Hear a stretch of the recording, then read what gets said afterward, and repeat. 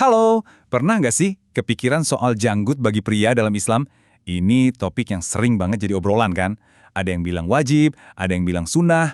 Nah, hari ini kita akan coba kupas tuntas pandangan dari salah satu organisasi Islam terbesar di Indonesia tentang masalah ini. Oke, langsung aja kita ke pertanyaan utamanya. Janggut itu sebenarnya posisinya di mana sih? Apakah ini sebuah kewajiban yang nggak bisa ditawar, kayak sholat misalnya? Atau lebih ke sebuah anjuran yang baik untuk dilakukan? Inilah inti dari semua perdebatan yang akan kita jelajahi.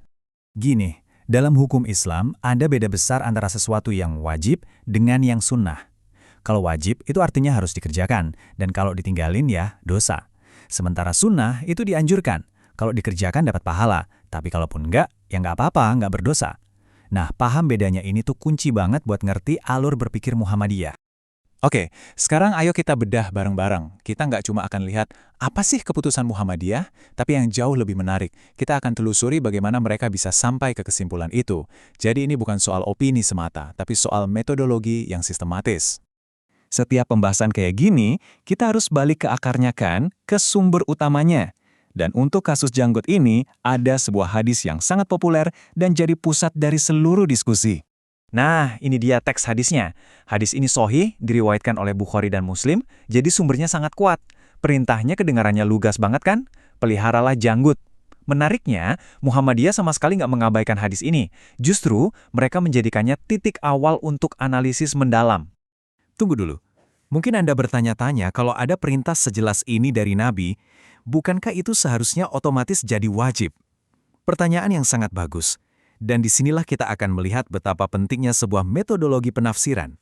Jadi Muhammadiyah itu punya semacam toolkit atau kacamata khusus untuk menganalisis dalil-dalil agama. Namanya manhaj tarjih. Anggap aja ini seperangkat prinsip buat memahami makna di balik sebuah teks, jadi nggak cuma dibaca secara harfiah aja. Jadi, keputusan ini bukan asal comot loh. Ada 4 langkah analisis yang rapi banget yang mereka terapkan pada hadis tentang janggut tadi. Yuk, kita lihat satu persatu langkahnya.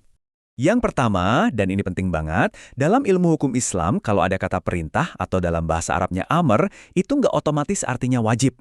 Sebuah perintah baru naik kelas jadi kewajiban kalau ada indikator lain atau qorinah yang menguatkannya.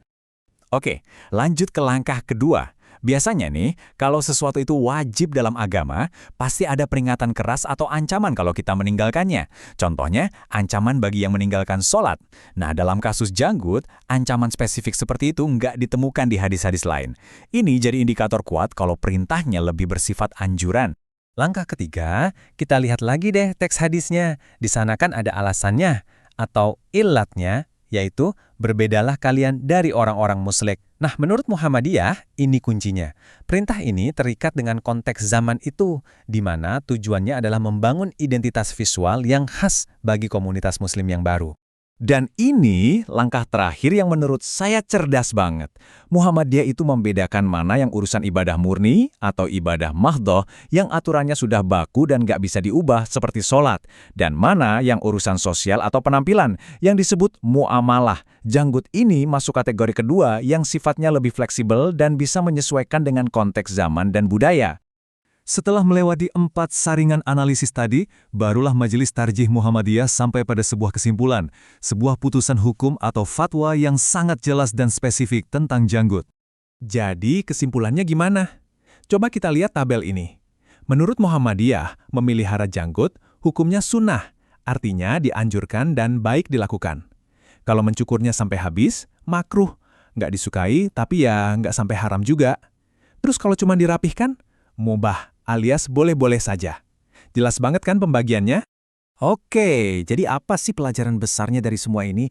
Soal janggut ini sebetulnya cuma jendela kecil untuk mengintip sebuah filosofi keislaman Muhammadiyah yang lebih luas. Intinya tuh ini, keseimbangan. Di satu sisi mereka sangat setia pada teks hadis sebagai sumber utama. Tapi di sisi lain, teks itu nggak dibaca kaku dan apa adanya. Ada upaya untuk memahami konteks dan tujuan di balik perintah tersebut agar relevan di setiap zaman. Dan pada akhirnya, ini semua kembali ke prioritas.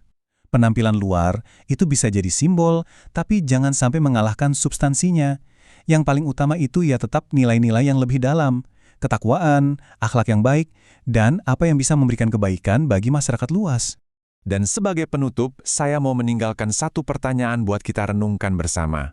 Di zaman sekarang yang serba terkoneksi ini, apa sih yang sebetulnya mendefinisikan identitas agama kita? Apakah simbol-simbol di luar, atau ada sesuatu yang jauh lebih dalam dan mendasar? Terima kasih sudah menyimak.